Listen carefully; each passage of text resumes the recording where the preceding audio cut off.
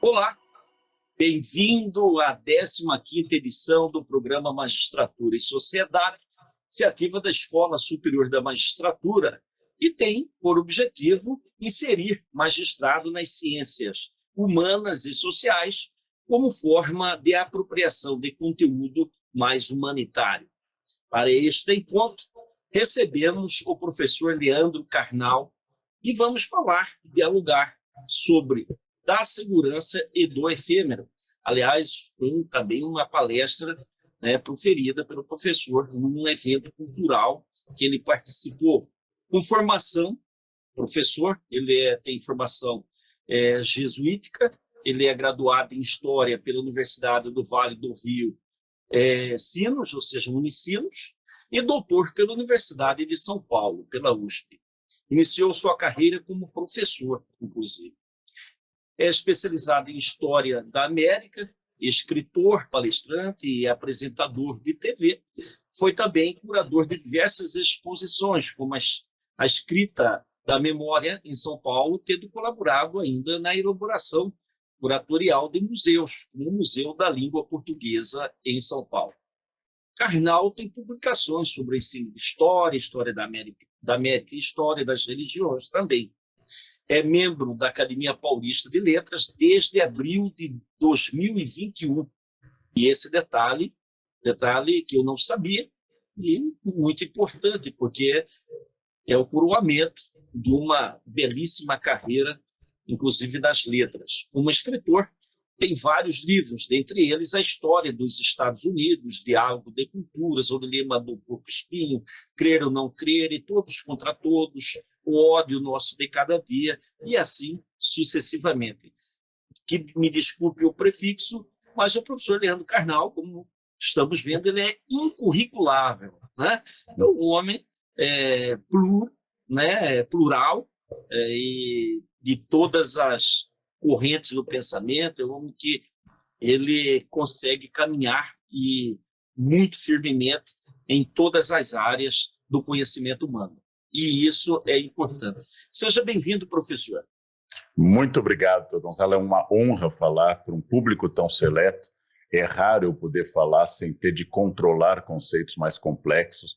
Gosto de falar com o público que eu possa usar hermenêutica jurídica e outros termos que as pessoas vão entender e não preciso esmiuçar tanto. Então, é um grande esforço, tanto da magistratura quanto de toda a sociedade, entender que nenhum homem é uma ilha. A ideia de John Donne, que Hemingway transformou em epígrafe do seu livro Por Quem os Sinos Dobram. Nenhum homem é uma ilha. Então, nós estamos sempre conectados às pessoas, juízes, promotores, advogados, todo o sistema público e privado existe em sociedade. Por isso que é tão importante fazer esse tipo de evento com este recorte e esta preocupação. Saber como é que eu me relaciono com as outras pessoas e com a sociedade que me cerca, me forma e também espera de mim muita coisa. Ótimo, e aproveitando esta sua fala, que nós precisamos, inclusive, sair da ilha, apesar de que o homem, para se conhecer, ele precisa estar numa ilha. Nós sabemos em filosofia como princípio que a solidão ela traz reflexão, mas o dia de hoje, nos novos tempos, nós temos smartphone, o tablet, professor. E aproveitando essa sua fala, será que precisamos sair novamente da caverna de Platão? A caverna de Platão remete à figura de que as pessoas confundem as sombras que veem projetadas no fundo da caverna como imagem do real. O filósofo seria aquele que vê a luz da ideia do sol. Então, essas cavernas continuam e nós confundimos o real com as imagens projetadas. A internet multiplicou a capacidade das cavernas. A internet multiplicou a nossa ilusão diante do real. Então, por exemplo, a existência de pessoas manipuladoras da opinião pública que multiplicam sua opinião na internet e fazem crer, por exemplo, a um juiz, a uma juíza, que é um consenso social, o que, na verdade, é fruto de um escritório profissional a este respeito. Professor, voltando aí ao pensamento de Oscar Wilde, o progresso é a realização de utopias. E Bauman, como muito bem o senhor colocou em uma das palestras que eu assisti, e tive o privilégio de estar assistindo, diz que o nosso tempo é um tempo do fim das utopias. A ideia do Oscar Wilde, que faleceu em 1900, é uma ideia de que, de fato, nós podemos progredir infinitamente. É uma ideia típica do século XIX. Afinal, Oscar Wilde é um homem do século XIX. A crença na ciência, na razão, no progresso, e apesar de todo o cinismo analítico do Oscar Wilde, ele ainda acredita de que nós estamos a caminho linear do progresso. O século XX nos trouxe, com a realidade das duas guerras e dos nazifascismos, trouxe um aspecto sombrio. O crescimento da tecnologia não trouxe o paraíso, trouxe o inferno. Então nós temos que refletir que nós temos uma capacidade maior de matar hoje. Bauman, quando começa a ir em direção ao conceito de pós-modernidade, e depois de 1997 ele começa a se inclinar ao conceito de mundo líquido, esse sociólogo polonês-britânico começa a pensar que nós estamos destruindo as ideias de utopias. Esta palavra utopia, criada por Thomas Moros, um neologismo de origem grega no século XVI, ela é muito importante. Por quê? Por que é que eu faço justiça? Por que é que eu milito na justiça a favor de princípios constitucionais como isonomia, equidade, combate ao racismo ou de quaisquer cláusulas pétreas da nossa Constituição? Porque eu acredito que o mundo é perfectível. Ele não é perfeito, mas ele é perfectível. Invocando o padroeiro dos juízes, Santo Ivo, Santivo, também padroeiro dos advogados, eu não posso introduzir absolutamente a utopia da perfeição, mas é a utopia que me guia a caminho de toda ação, de toda sentença, de todo processo analisado. Eu tenho princípios que são princípios jurídicos técnicos e princípios morais com os quais eu dialogo. A ideia de justiça é uma utopia importante, porque apesar de eu não atingir o paraíso na Terra, é possível que eu consiga ao menos evitar o inferno, eu consiga ao menos evitar a destruição de princípios basilares da convivência social, para não viver esse estado do Leviatã, de todos contra todos, a guerra do homem-lobo do homem. Existe a ideia de uma lei mais impessoal, baseada em princípios consagrados. Ora, os senhores e as senhoras profissionais da lei sabem que a lei é atrasada em relação às mudanças sociais, a lei é posterior às vanguardas sociais. Estamos discutindo questões desde guarda compartilhada de pets em dissolução matrimonial, que já estão sendo discutidas há muito tempo. Estamos discutindo questões sobre sigilo na internet, estamos discutindo questões de uniões homoafetivas. A lei não é vanguarda, ela é retaguarda de uma mudança, de uma transformação social, mas ela serve para uma crença sem a qual um juiz, uma juíza não podem trabalhar. O mundo pode ser melhorado, ele não pode ser tornado perfeito, mas a utopia é fundamental. Para dar um exemplo, é porque eu tenho uma utopia de Congresso Nacional, é que eu posso criticar o atual Congresso Nacional. É porque eu tenho uma utopia de casamento, é que eu posso ter uma DR com a minha companheira, com o meu companheiro. É porque eu tenho uma utopia de trânsito, que eu posso dizer que o trânsito vai mal aqui em São Paulo, onde eu estou. Ou seja, eu tenho uma utopia que serve para a correção do real. Este é o sentido que Thomas Moros dá à sua ilha, este é o sentido que o chanceler de Henrique VIII confere ao termo. É tanto o não lugar como o lugar bom, porque o tem dois sentidos em grego, mas é o lugar que serve para corrigir a Inglaterra de Henrique VIII e todas as eras e todas as sociedades. Se eu não tiver sonho, o real fica insuportável, porque se eu concordar que a lei nunca será plena, a justiça nunca será efetuada e todos morreremos, nos encaminharemos todos ao suicídio imediato. Então, eu preciso ter utopias, e essas utopias servem para guiar o real. Sem utopia, nós não construímos o real. E aí eu concordo que o Bauman fala do esvaziamento de utopias, mas isso é negativo. Sem sonhos e projetos, nós entramos em um rema-rema do cotidiano que é muito desgastante, é uma das piores coisas para uma vida. Aliás, ele fala da pós-modernidade, mas para criticá-la, não para elogiá-la. Professor, viver com medo é ser escravo, na concepção de Hegel?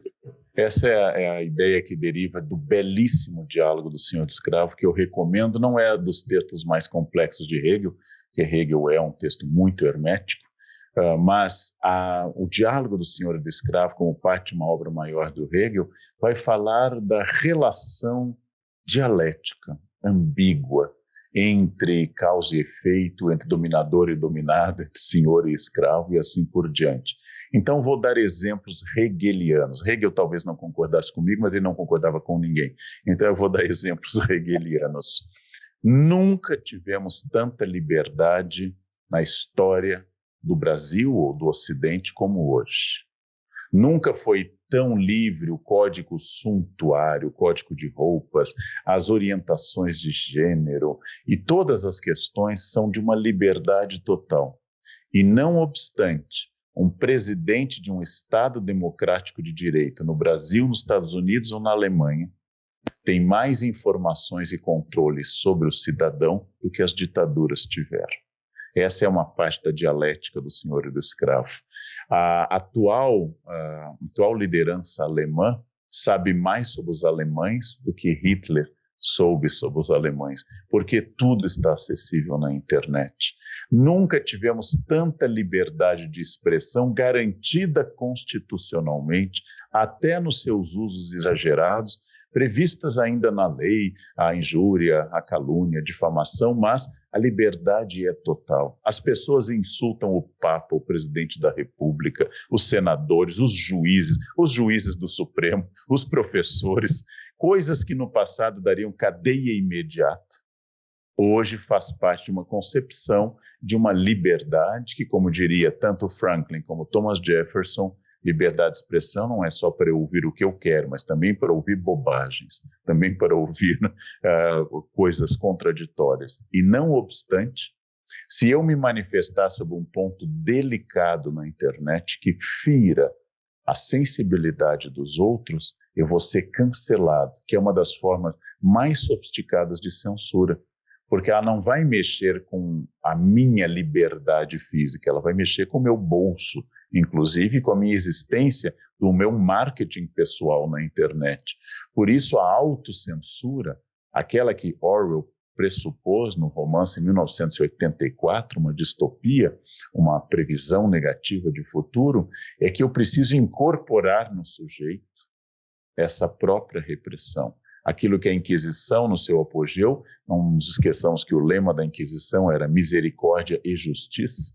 A Inquisição queria que as pessoas aceitassem que elas estão erradas. Ela tinha que abjurar de veementes, ou seja, de forma enfática, que o erro era dela. Então, hoje, essa dialética é muito importante. O juiz não pode, ele é inamovível, ele é irredutível nos seus vencimentos, ele é vitalício no seu cargo, e são princípios para preservar a autonomia da decisão. São princípios democráticos, para tornar a decisão de uma juíza, de um juiz, mais livres possíveis, como nós damos foro especial aos deputados e foro especial a senadores e outros membros do Estado. E não obstante, jamais a magistratura foi tão acuada, jamais a magistratura foi tão cercada como nos tempos atuais. Essa é a dialética do senhor e do escravo. Por isso que o escravo, no final, diz ao senhor que agora entende que o senhor tem mais medo dele, escravo, do que ele, escravo, tem medo do senhor. E esta é um pouco a ideia de que viver com medo é ser escravo. Nós criamos o que no México se chamava de ditadura perfeita. Votamos a cada 2 ou 4 anos, podemos dizer o que queremos, podemos nos vestir da maneira que desejarmos. Não temos mais códigos de roupas ou de comportamento. E não obstante, nunca fomos tão cercados de códigos e limites. A internet é uma gaiola dourada que permite que você publique qualquer coisa, desde que não fira o que a maioria, aquela que os especialistas do século XIX, especialmente Alexis de Tocqueville, chamavam de maioria estúpida, possam determinar que seja o correto. O mesmo Humberto Eco, né? Que a internet deu voz aos idiotas. Uhum. Mas, professor, a liberdade, realmente, concordo com o senhor, ela é ampla, não é totalmente irrestrita, mas é ampla.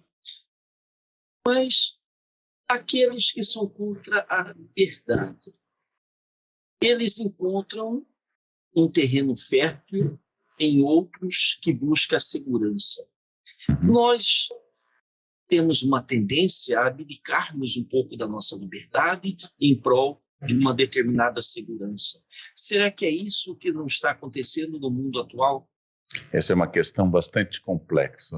Eu não sei nem se eu domino todas as nuances atuais dessa questão. Liberdade é um valor extremo na filosofia, alvo de debates filosóficos desde os pré-socráticos até hoje.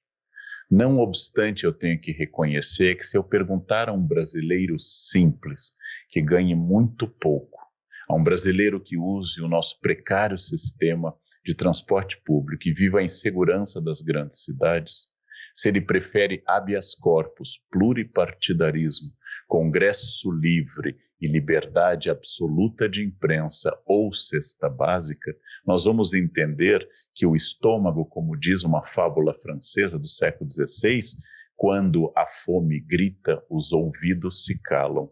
Ou seja, eu não escuto argumentos de Montesquieu, de perfeita divisão dos poderes, se eu estiver com fome. Essas são questões muito graves. A busca de segurança é superior à busca de liberdade. Na verdade, a liberdade, inscrita em tantos hinos e bandeiras do mundo, e revoluções e movimentos patrióticos, ela é um movimento que vem depois de atendidas necessidades, como, por exemplo, alimentação, segurança, etc. Então, eu prefiro comer ou eu prefiro o sagrado direito de origem inglesa do habeas corpus? Ora, eu nunca precisei de um habeas corpus na vida, mas eu preciso de comida diariamente. Então, o imediato deixa de lado a estratégia da liberdade. E uma outra questão, como nós temos medos, todos temos medos, hoje existem profissionais que exploram esse medo. Eles sempre existiram. A Alemanha nazista, se você não votar em mim, os judeus vão dominar o mundo, diziam os nazistas. Os bolcheviques vão conquistar o mundo. Se você não votar em mim, se dizia na época do macartismo nos Estados Unidos, os comunistas vão tirá-lo de casa, etc. O medo sempre foi muito explorado. O medo do inferno, o medo do comunismo, o medo das esquerdas, o medo de todos, inclusive o medo da extrema-direita, foi sempre muito explorado. Uma pessoa com medo é um instrumento dócil de dominação. E tem gente que entendeu isso perfeitamente. Eu li um livro este ano que mudou minha maneira de pensar política, chama-se A Mente Moralista. A Mente Moralista é da autoria de um psicólogo social norte-americano, de sobrenome Hardt, e ele vai mostrar que a nossa mente é governada por um elefante. E esse elefante, ele não busca a verdade, ele busca a aceitação do grupo. E ele instrumentaliza uma outra parte da mente, que o autor denomina de ginete, de cavalo, e este é o relações públicas da mente. Ele não é um cientista, ele é um relações públicas. Então isso vai instrumentalizar aqui quais argumentos eu aceito para formalizar a minha verdade. Isto explica por que é que nós temos pessoas notavelmente ruins no campo da política que conseguem iludir tantas pessoas. E eu não me refiro a ninguém em particular. Você pode colocar nesse nicho o que você quiser.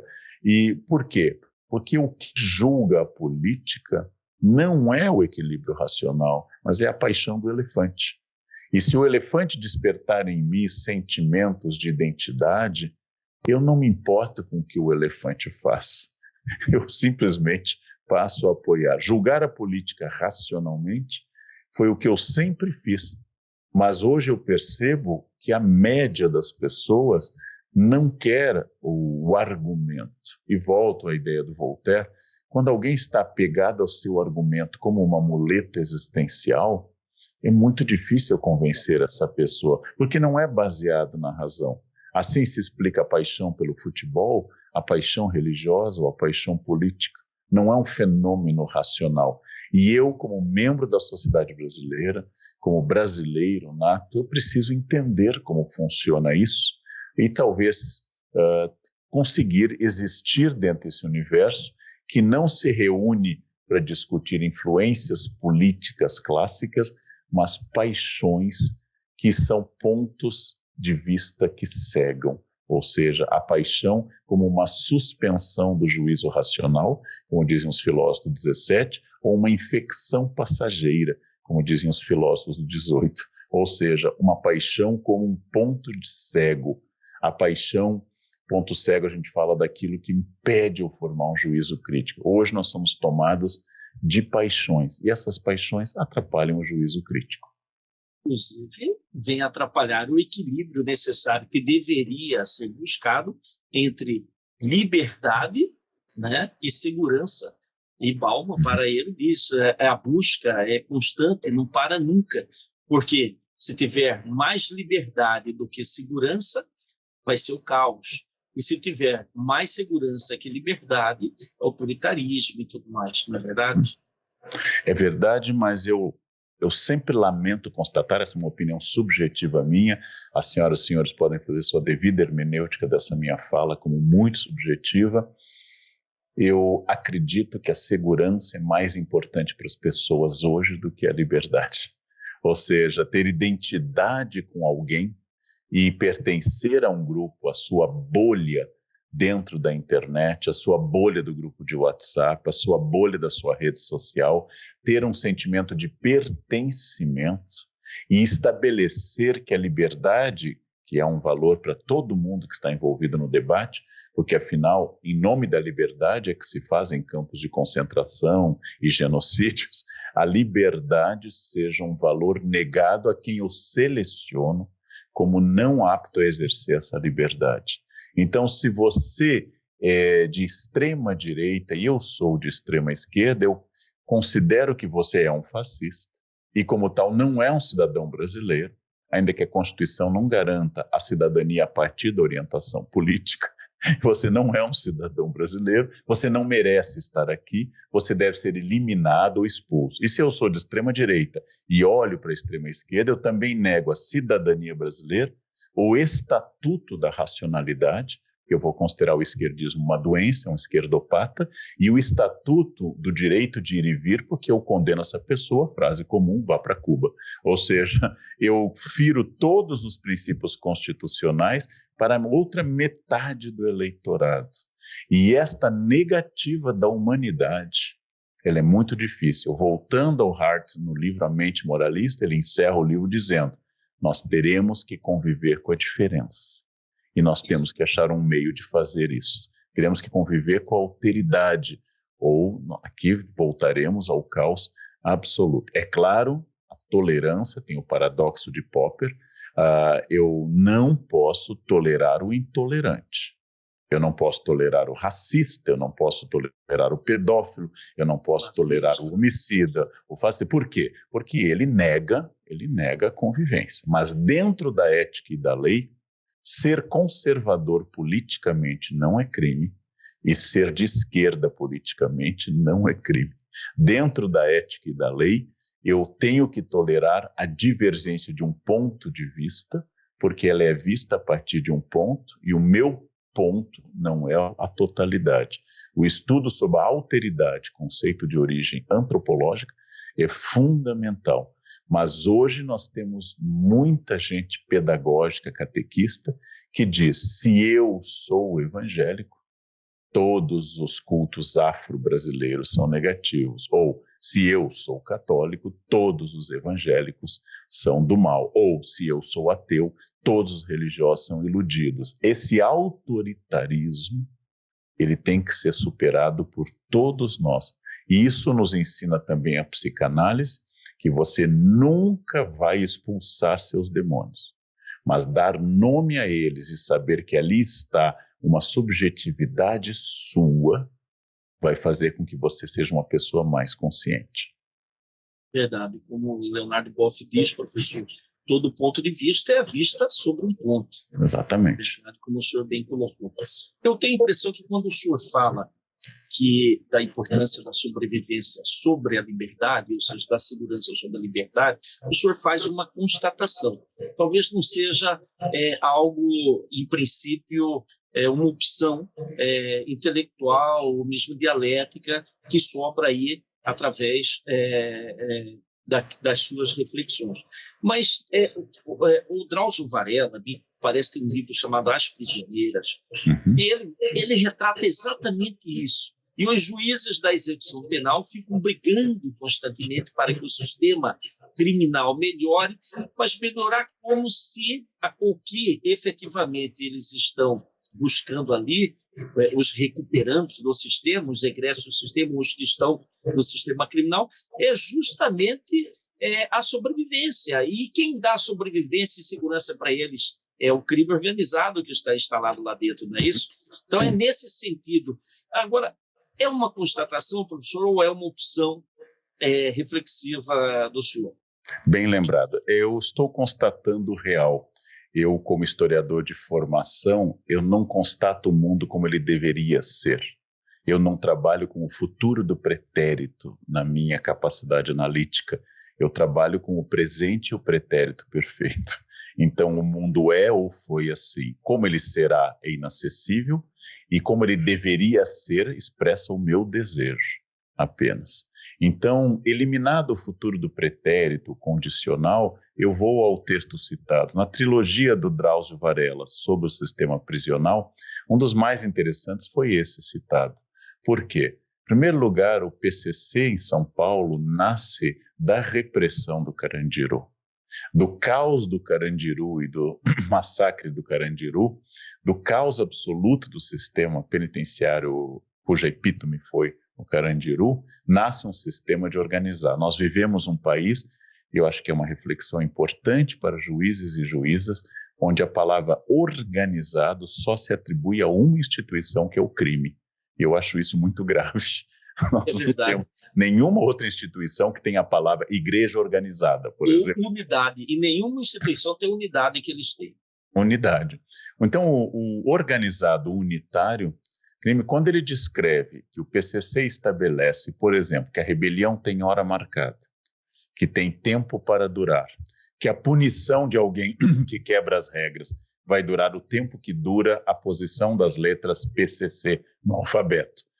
Quando ele estabelece que existe um código dentro da penitenciária feminina, um código para conseguir trabalho, por exemplo, eu não sabia que uma presa pode contratar outra para limpar a sua cela em troca de cigarros derby.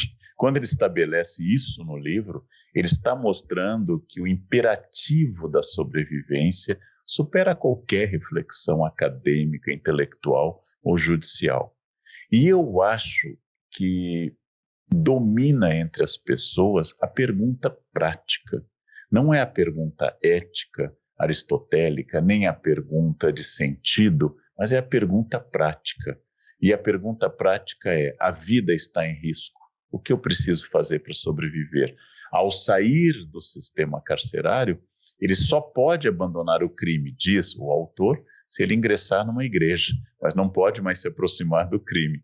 E se ele não ingressar numa igreja, ele está com a marca de Caim. Ele vai ter que vagar pela terra, sempre associado ao PCC. E o mais importante, o PCC estabelece um sistema judicial paralelo, onde não existe atenuante nem hermenêutica jurídica. Não existe circunstância, e o sistema do PCC se aproxima um pouco da justiça medieval. Não existe ele é menor ou ele é incapaz e inimputável. A justiça medieval não tinha nenhuma dessas nuances contemporâneas. O sistema do PCC julga e quer saber o seguinte: é comprovado que ele fez? Se ele fez, a pena vai ser a morte. Então, é um sistema direto. E por incrível que pareça, se eu submeter a análise do sistema judicial brasileiro oficial, com as suas idas e vindas, recursos, instâncias, detalhes de interpretação e jogos jurídicos ao sistema do PCC, ao grosso da população talvez vai dizer, o PCC funciona, o PCC funciona, o sistema judicial oficial não funciona, porque a média da população interpreta que apelos a instâncias, interpretações e busca de detalhes jurídicos que possam invalidar um processo é enrolação e não busca da justiça. E no PC não tem nem Supremo, nem desembargador, nem nada dizer, fez ou não fez. Se fez, a execução é imediata e não tem apelo, não tem sursi, não tem nada disso, hábeas e assim por diante. E o engraçado é que eles até nominam de tribunal, né?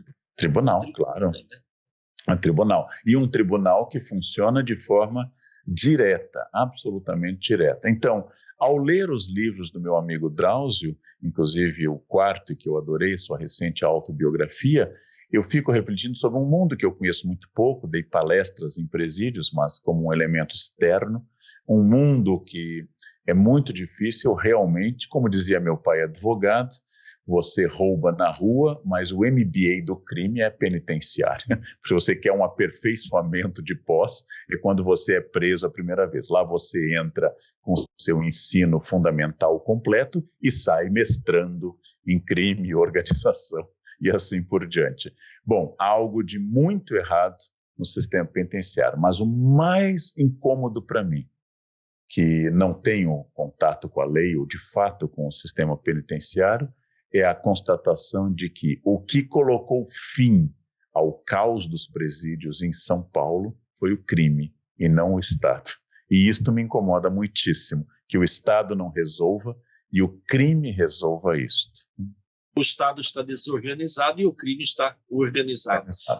O sucesso está aí, o sucesso parece que na política é bem evidente essa briga entre liberdade e segurança, que os policiais hoje estão tendo sucesso nas candidaturas, né, a cargos de deputado federal, senadores, deputados estaduais, e por Brasil afora, né, em todo o Brasil.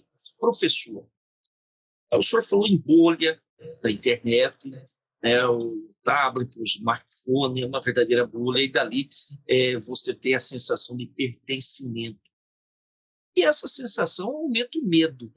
As pessoas têm consciência de onde está localizado o medo, têm consciência do que infringe, do que impõe medo a elas, ou não? Eu acho que se elas tivessem a capacidade de denominar seus demônios, elas seriam um pouco mais conscientes e autônomas. Eu acho que o medo é difuso através de slogans quase sempre falsos, colocados tanto pela direita quanto pela esquerda, de que para que as pessoas precisam optar ou eu ou o caos. E isto é muito explorado hoje. Eu tive uma surpresa há pouco, conversando com uma amiga culta, inteligente e poliglota, e ela expressou as opiniões políticas mais estapafúrdias, mais esdrúxulas e mais comuns que eu já tinha ouvido, e é claro, com uma forma de expressão linguística extraordinária, mas nada distinguiria a opinião dela, mulher absolutamente culta e letrada, de uma opinião de alguém que não frequentou nenhum banco escolar. E eu entendi mais a alma moralista de que o medo não depende da sua formação. Então, nós não temos a garantia que um psiquiatra não seja alvo de psicoses e neuroses. Nós não temos a garantia que um juiz que exerce a lei, que criminaliza o racismo como inafiançável e imprescritível, que um juiz não seja alguém que vem de uma tradição racista. A minha geração vem de uma tradição racista, ou seja, o racismo não era combatido. Apesar da lei Afonso Arinos, as pessoas cantavam "O teu cabelo não nega mulato". Aquilo que antes era lúdico, hoje nós sabemos que é extremamente agressivo. Ora, eu sou um ser humano, eu sou um professor, um escritor inserido no mundo, com uma formação, no meu caso, classe média, interiorana, gaúcha, de origem católica, conservadora, e isto é a minha marca de origem. Se eu tiver consciência disso, eu vou poder identificar onde estão os meus medos. E isso explica por que é que no Brasil nós temos tantas pessoas apavoradas com medos inexistentes e incapazes de pensar o que é central. Então eu vou para o debate político refletindo se o candidato pode ou não apoiar ou fechar igrejas, e não pergunto a ele o que ele pensa sobre saneamento básico, uma das grandes chagas do Brasil. Eu vou saber se o candidato é a favor ou não do uso de todes, mas não pergunto a ele o que ele pensa de fato sobre segurança alimentar brasileira, num país onde crianças no Nordeste ficam cegas por falta de vitamina A. Ou seja, eu pergunto tudo que não é importante, que não é central e que não é nem função do Estado, mas não pergunto o que é central. Talvez porque os candidatos não tenham uma proposta sobre aquilo que é central e o que é determinante. A justiça brasileira enfrenta problemas estruturais, principalmente de excesso de processos e de lentidão na decisão dos processos por consequência, e nós ficamos discutindo questões absolutamente secundárias. Então, talvez o objetivo da discussão atual seja não fazer a discussão central. É o casal que se odeia, mas discute a tampa da privada, que se torna um objeto de separação, um casus belli, um motivo da discórdia, para não discutir que, de fato, eu não gosto de você. A privada, coitada, é só a causa formal dessa questão. Imediata, causa imediata. É aquilo que em história a gente chama de assassinato do arquiduque, ou seja, o início da Grande Guerra. Mas é isto que a gente tem que pensar seriamente. Por que é que nós não estamos discutindo o que é central? Não é importante que eu use todos ou todas. Não é importante. O que é importante é saber por que é que a escola não está alfabetizando. E não é agora, faz tempo que ela não está alfabetizando. Por que é que as crianças saem da primeira etapa do ensino fundamental, do ponto de vista ágrafas, tecnicamente ágrafas, iliteratas? Ou seja, e é isso que eu tenho que discutir. E se eu não discutir educação, segurança pública e saneamento básico, eu vou viver mais ciclos de pandemia e de eleitores mal formados, que vão continuar votando com medo e não com reflexão sobre propostas. E esse é um caso grave no Brasil. Eu tenho a impressão que um dos medos, e aí trazendo para a magistratura, professor Leandro Carnal, seria o medo da perda da imparcialidade. Esse é um grande medo que os juízes se impõem, e é um medo que está identificado. Tanto é que antigamente se falava juiz só fala nos autos. Né? O mundo do juiz é o mundo dos autos, ou seja, do processo, e o que não está no processo não está no mundo, não estaria no mundo. Só que hoje é uma manifestação impossível, tendo sem vista que estamos conectados, estamos no mundo globalizado e tudo mais.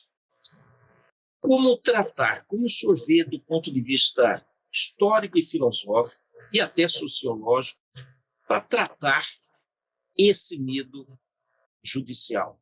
Ou esse medo judicial tem a tendência de ser diluído com o tempo, tendo em vista a realidade que nos apresenta? Bem, do ponto de vista de um historiador, a imparcialidade é impossível, porque ela vai envolver seres humanos que são sujeitos, e onde há sujeito, há subjetividade. Eu nunca serei imparcial como historiador ou como professor. Eu tenho um lugar de fala, eu tenho um gênero, eu tenho uma inserção social, eu tenho uma classe social, eu tenho uma identidade étnica.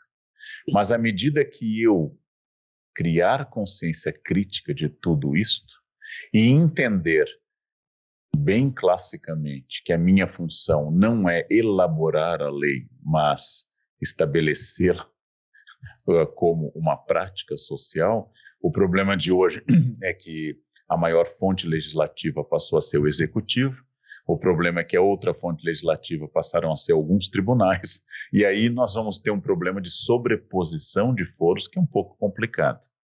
Mas se eu entender que o que me pedem é a correta aplicação da lei, e que naturalmente isso envolve interpretação, mas que a interpretação tem limites existenciais, eu vou ter que saber que a imparcialidade é sempre um desejo. A norma ética manda eu amar todos os meus alunos da mesma maneira e me dedicar ao progresso deles por igual.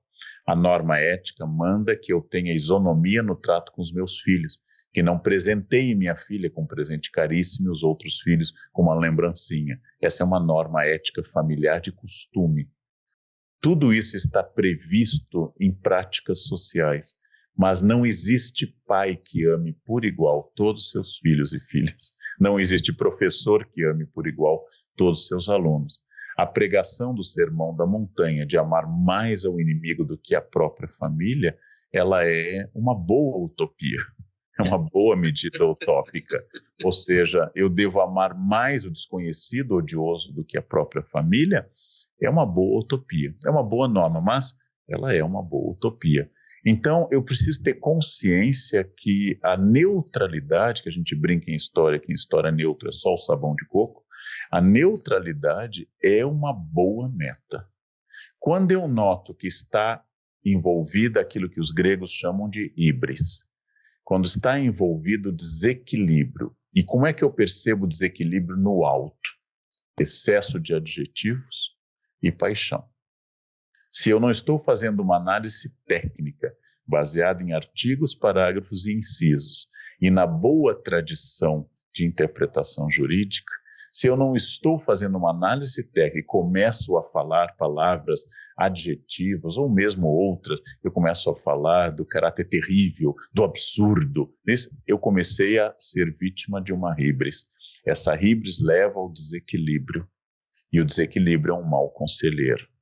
E se aquele tema mexe tanto comigo, e nós temos direito a isto, o tema mexe tanto comigo pela minha história pessoal, meus traumas, formação, seria melhor eu me declarar impedido de julgá-lo, porque eu não tenho a isenção. E não apenas nos casos que a lei prevê o impedimento, mas naqueles casos que, mesmo não previstos em lei, o tema é para mim tão nebuloso ou tão dramático que eu não consiga ter objetividade. Os místicos religiosos islâmicos dizem que você é um homem de fé quando considera o ouro e o barro da mesma categoria. O ouro e o barro são elementos inanimados criados por Alá, os dois. Resultado, enquanto eu não igualar tudo que Deus criou para os místicos islâmicos, não me tornei uma pessoa religiosa. Então, enquanto eu não pensar que os direitos humanos se aplicam ao traficante, à dona de casa, ao professor universitário, ao apenado, ao reeducando do sistema penitenciário, enquanto eu não pensar que ele tem direito a direitos humanos por ser humano e não pelo seu código ético, Hannah Arendt. Eu vou estar desviado daquela paixão. Agora, se eu acho que bandido bom é bandido morto, eu comecei a introduzir uma subjetividade política que contraria a lei, já que o Estado tem obrigação de proteger o seu detento, é uma obrigação do Estado, que o retirou do convívio social para a segurança da sociedade, mas tomou para si a tarefa de proteger essa pessoa no processo que, teoricamente, é de reeducação. Eu esqueço da lição de Hannah Arendt, exatamente. Eu esqueço da lição da universalidade dos direitos. Então, eu tenho que ler bastante. Eu tenho que ler de preferência, isso é fundamental para as juízas e juízes. Eu tenho que ler o contraditório, que é o princípio do sistema jurídico democrático. Em tribunais de exceção não existe o contraditório. Pode existir formalmente, como durante as ditaduras, ter um advogado de defesa, mas sabemos que é uma formalidade.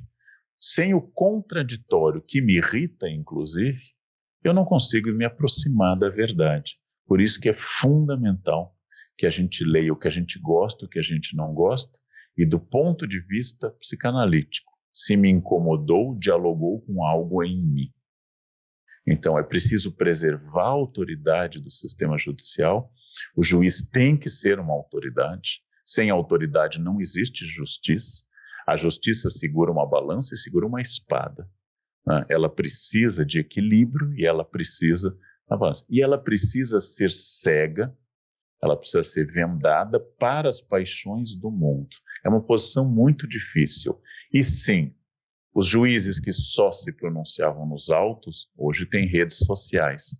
Mas seria bom usá-las com equilíbrio e moderação. Seria bom ter consciência que nem toda opinião precisa ser publicada, porque ela vai me fazer incorrer em suspeição de juízo. E que, se incorrer, que se declare. Na verdade, seja intelectualmente honesto, né, professor? Professor, o senhor disse, numa das palestras, o medo, assim, de uma forma bastante forte, hard, né, dos hard cases, o medo nos tornou profundamente covardes. E aí o senhor estabeleceu um paralelo entre medo e a confiança, o aumento na confiança do Estado. Por que isso aí? Bom, eu gostaria muito de ter dito essa frase, mas um infeliz chamado Shakespeare teve essa ideia antes de mim, e isso faz parte do monólogo do Hamlet. A consciência nos torna covardes e a consciência do medo nos torna particularmente covardes. Por quê? Porque volta à dialética hegeliana do senhor e do escravo. Nós temos liberdade total. A minha infância, as crianças eram muito parecidas nas roupas e nos brinquedos. O cardápio das famílias de mesma classe social era muito parecido. Hoje a liberdade é muito maior. E não obstante, vivemos a era dos curadores. Nós queremos pessoas que nos digam como nos vestir, como nos comportar, como ser, como avançar e assim por diante. Então, é muito curioso como a liberdade, bem definida por Sartre, se torna um incômodo que desperta a nossa náusea, porque a liberdade me torna responsável e protagonista. Como é bom quando eu cedo à indicação dos amigos e vou ver um filme, e o filme é ruim, porque eu posso culpá-los. Como é terrível quando a escolha é minha e o filme é um horror, e eu tenho que assumir que eu sou um mau seletor de filmes possíveis para ver. Como é bom poder culpar alguém, alguma instituição, Estado, etc. Como é bom poder dizer, o Brasil é pobre, por quê? Porque Portugal nos colonizou. É verdade. Mas 200 anos depois, dava para ter feito alguma coisa. 200 anos depois, dava para ter construído algo. Ou nós estaremos no ano 3000 dizendo, Portugal nos colonizou. Bem, toda colonização é predatória, como foi a dos Estados Unidos, também pela Inglaterra. Toda colonização é predatória. Agora, ficar pensando que por resto da vida eu estou preso a esta fantasia de origem, é muito dramático. A consciência é um valor, mas creiam-me, é o mais incômodo de todos os sistemas benéficos que a gente pode adquirir, porque a consciência implica responsabilidade e certa solidão, enquanto que a obediência é falsa. Essa é a dialética que aparece no álbum do Etienne de la Boétie, quando ele fala sobre o discurso da servidão voluntária. Por que tanta gente gosta de obedecer? Por que tanta gente tem prazer na obediência? Por que o Estado consegue coordenar tanta gente? Porque, de fato, obedecer é mais fácil. E porque, de fato, abrir mão da liberdade é gostoso. Retira a minha responsabilidade e eu posso dizer, por que você não foi feliz? Minha esposa não me apoiou. Por que você não estudou mais? Meu marido era contra. Por que você não praticou atividade física? Porque a minha cultura não era disso, meus pais não apoiavam. E assim eu posso delegar a pessoas tudo o que é ruim e eu retiro a minha responsabilidade. Isto é muito sedutor, é muito mais do que a gente imagina. A democracia no Brasil é um hiato muito breve comparado com longos momentos de ditadura. E o mais interessante, recuperada a liberdade formal jurídica com a Constituição promulgada em 88, nós temos viúvas da ditadura. Nós temos pessoas que lamentam que não haja mais tortura, repressão a manifestações e prisões arbitrárias. É extraordinário isso. É um pouco síndrome de Estocolmo. Ele me sequestrou, mas como era legal aquele sequestrador, né? Professor, onde estão os intelectuais? Eles estão militando, estão conceituando, estão refletindo e passando suas reflexões para a sociedade? Eles estão se omitindo frente a toda essa realidade? Desde o século XIX, com um caso jurídico muito famoso com Alfred Dreyfus, que foi injustamente acusado de espionagem, que houve um debate muito grande, especialmente com Zola, sobre o papel público do intelectual. No século XX, intelectuais públicos, como especialmente Hannah Arendt, depois imigrada para os Estados Unidos, ou Sartre e Simone de Beauvoir na França, trouxeram o debate público. Eu acho que os intelectuais, grosso modo, estão militando bastante. Eu tenho muito contato com os intelectuais brasileiros, eles militam bastante. O que ainda não ocorreu é uma capacidade de diálogo com o grande público.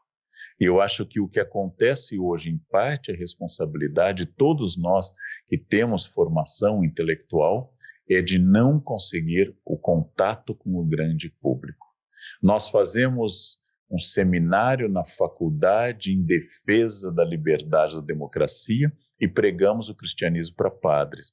Metáfora de falamos para quem já está convencido disto. E reunimos no auditório 500 estudantes de filosofia, história e ciências sociais que aplaudem nossas falas com entusiasmo. E o cobrador de ônibus que trouxe esses alunos não é atingido por isto. Sim, os intelectuais estão militando e sim, eu acho que nós não encontramos ainda um caminho de tornar pública de fato essa militância. Assinamos abaixo-assinados, fazemos manifestações e assim por diante. Eu faço também essa crítica de que todo intelectual que vai para a publicidade, no sentido de dar sua cara a tapa em redes sociais e se tornar popular, recebe dos seus colegas mais críticas do que apoio. Na verdade, toda pessoa que atinge a fama no mundo intelectual é criticada, porque os intelectuais não querem que alguém seja famoso, que é uma das condições da voz ser ouvida. Nós queremos continuar fazendo congressos internos nas faculdades públicas, abaixo-assinados e manifestações de apoio a pessoas, etc., circulando dentro de um meio. Nós adoramos seitas, nós adoramos conciliábulos, pequenas igrejas, nós adoramos reuniões. Todo intelectual tem uma vocação maçônica, a gente gosta que seja secreto, muito limitado e com seus rituais próprios. Infelizmente, isso explica que o grande público não tenha visto muito sentido na atividade intelectual e os intelectuais, em geral, não tenham visto muito sentido no grande público. É até uma coisa que se merece na prática. O que o senhor falou me fez lembrar, me parece que foi Tom Jobim, no Brasil, sucesso é ofensa pessoal. É uma ofensa pessoal. Isso é dito de várias formas, desde de Nelson Rodrigues até os intelectuais da Bossa Nova. Por quê? Porque é claro que a inveja é mais universal. A inveja existe, dizem, até nos sistemas jurídicos. Existem entre colegas do sistema jurídico. Mas, no mundo intelectual, a fama é considerada um defeito. Se alguém está famoso, é porque virou um mestre de autoajuda. Deixou de ser filósofo ou pensador, virou um mestre de autoajuda. Só existe valor quando o artista, o escritor, o pensador, o filósofo é pobre, obscuro e sofredor. Se ele tiver uma vida bem desgraçada e escrever sobre os horrores do mundo, então ele é um autêntico. Agora, se ele viaja e se ele se apresenta bem vestido, ele é um vendido, ele não serve e assim por diante. Então, este é um problema. É claro que o intelectual pode ser vendido, mas há várias maneiras de eu comprar um intelectual, inclusive pelo sistema de estabilidade pública. Professor, o senhor vamos dizer assim, tem uma capacidade de gerenciar e gerenciar-se naquilo que tem de profundidade. O senhor é um homem extraordinário. O que é todo homem extraordinário? É extra, ou seja, está fora do que é normalmente ordinário, do que é médio. O senhor está bem acima da média e foi um prazer estar aqui com o senhor. Estamos no final do nosso programa e, considerando, professor, né, a lembrança que temos de Camões, tem a expressão que agora Inês é morta. Inês é morta porque estamos aí reféns, de alguma forma, do horário, né, desse espaço-tempo que nos obriga, né, a cumprir determinadas regras, e essa é a nossa. Então, o senhor fique à vontade para as vossas considerações finais, mas desde já quero agradecer do fundo da minha alma, do meu coração, essa participação do senhor no programa Magistratura e Sociedade, que foi muito, mas muito mesmo proveitosa para todos nós. Obrigado. Eu que agradeço muito o convite e a chance da gente pensar que toda gente que a gente supõe extraordinária, e sempre existe uma superestimação desta questão, este caráter ele não caiu, como dizem os americanos, out of the blue, não caiu de um céu azul. Ele é fruto de esforço e de treino. Então, de fato, alguém que tem uma capacidade de leitura precisa exercer essa capacidade lendo. Não há outro processo. Eu preciso treinar e ver quais são minhas falhas em retórica, em conhecimento, em habilidades, para treiná-las mais. Então, eu acredito muito que vocação é inútil se não houver esse esforço, essa capacidade. Sempre nós estamos em processo de aperfeiçoar nossos conhecimentos. Eu usei a expressão perfectível, porque é um caminho permanente, né? A Inês é sempre moribunda, né? Sempre está morrendo e nós estamos lutando para salvá-la. Mas eu acho importante pensar que eu sempre posso melhorar. Eu, como professor, como escritor, como juiz, juíza, advogado, eu posso sempre melhorar. Enquanto nós tivermos esse sentimento de cuidado de si, como diz Foucault, de educação sobre si, esse princípio que Jäger chama de paideia, de capacidade de autoformação, eu estou no caminho. Quando eu acho que eu já sei, eu cheguei lá, aí encerrou qualquer possibilidade de crescimento. Não? Essa oportunidade aqui junto à escola, essa oportunidade de falar com um público tão seleto, tem que ser só o start, o início, a partida, um processo de busca, de leitura, de debates, de aperfeiçoamento permanente. Então, não há sistema perfeito, mas todos somos perfectíveis e eu agradeço esse convite. Nós que agradecemos sempre, de coração, professor. Está aí, 15º programa Magistratura e Sociedade. Né? Estivemos aqui em diálogo com esse extraordinário professor, palestrante, Leandro Carnal. Esperamos tê-lo aqui sempre conosco, porque foi muito, mas muito mesmo proveitoso o diálogo no dia de hoje. Até o próximo programa e, desde já, agradecemos a essa equipe maravilhosa que nos assiste e que atua nos bastidores, sem a qual o programa não seria possível. Até lá!